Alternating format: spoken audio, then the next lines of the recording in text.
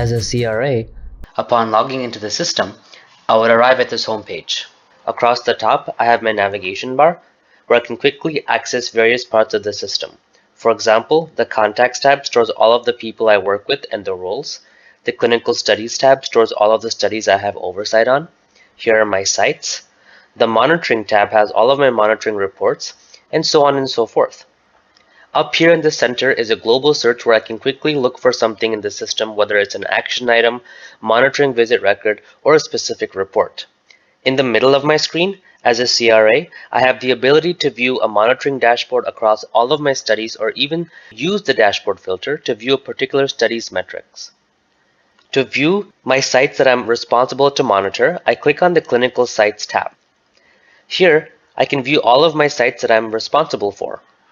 I can click into a site and then view information pertaining to the site, such as name, number, status, and more. By going to the Monitoring subtab, as a CRA, I can view my historical and future monitoring visits. Underneath the calendar, I can view all of my visits in a list format as well as all of my monitoring reports here. To create a new monitoring visit, I simply click on a calendar day the visit should occur, select the type of the visit, date, status, and then save. If I click into the monitoring visit or IMV visit that's already created, I'm able to view information pertaining to the visit. If this is a visit in the future, I can send a confirmation letter to my site simply by navigating to the right side of the screen, clicking this button, and then inserting the template that I've already pre-created. As you can see, the system automatically generates the confirmation letter, and I'm able to send it to the PI or anyone at the site. After I hit send, since this is an integrated platform, I can upload this into the eTMF with just a click of a button.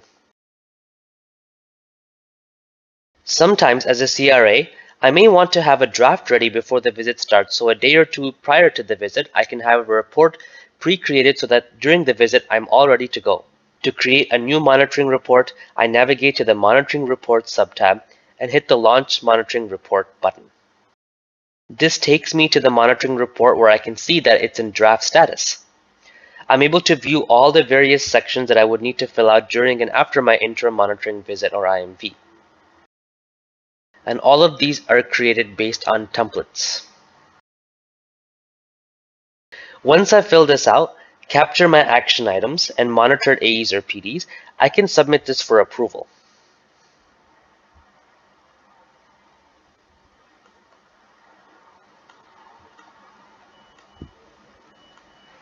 As a reviewer, I can mark the report status as in review and start adding my comments against each question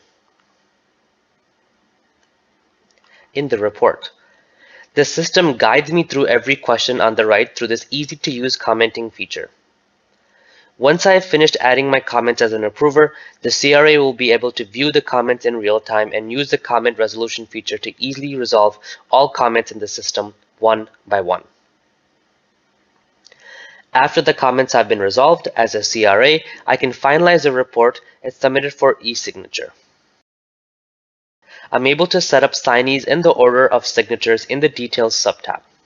Once a report has been signed, I can run a PDF of the report by a single click of a button, and also upload this PDF report of my monitoring visit into the eTMF. The last step is to send out the follow-up letter where I can again use a pre-created template, where all of my action items would show up automatically based on the template that I've created.